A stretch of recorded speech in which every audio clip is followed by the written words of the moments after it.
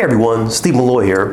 Now that Kamala Harris will be the Democrat Party presidential candidate, you can expect her campaign to include the themes of environmental racism and environmental justice. I'm going to get you ahead of the curve by exposing the fable concerning the origins of the term environmental racism.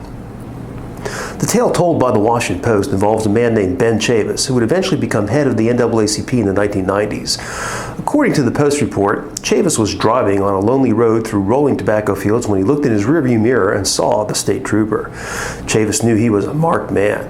Protests had erupted over North Carolina's decision to dump 40,000 cubic yards of soil contaminated with cancer-causing chemicals in a poor black farming community in Warren County, and Chavis was a leader of the revolt. The trooper pulled him over. "What did I do, officer?" Chavis asked that day in 1982. The answer shocked him. He told me I was driving too slow. Chavis was arrested and thrown in jail. When the cell door slammed shut, he gripped the metal bars and declared, "This is racism. This is environmental racism." So that's what the Washington Post wrote, but the tale is false from the beginning. Chavis wasn't merely driving on a lonely road by his lonesome, minding his own business when the police for no reason stopped and arrested him. They stopped and arrested him because he was driving too slow while leading an illegal motorcade of protesters.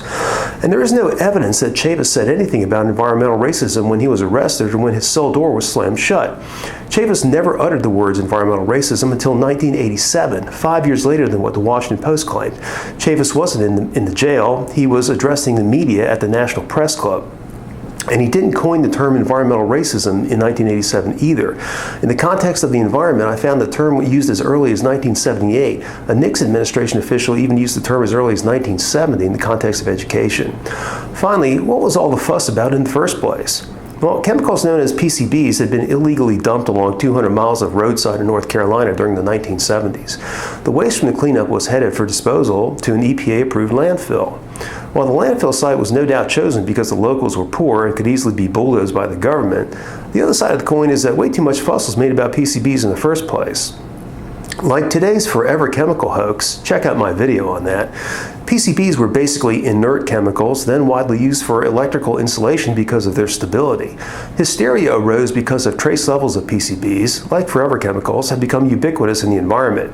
But there was no evidence that exposure to PCBs in the environment had harmed anyone whatsoever.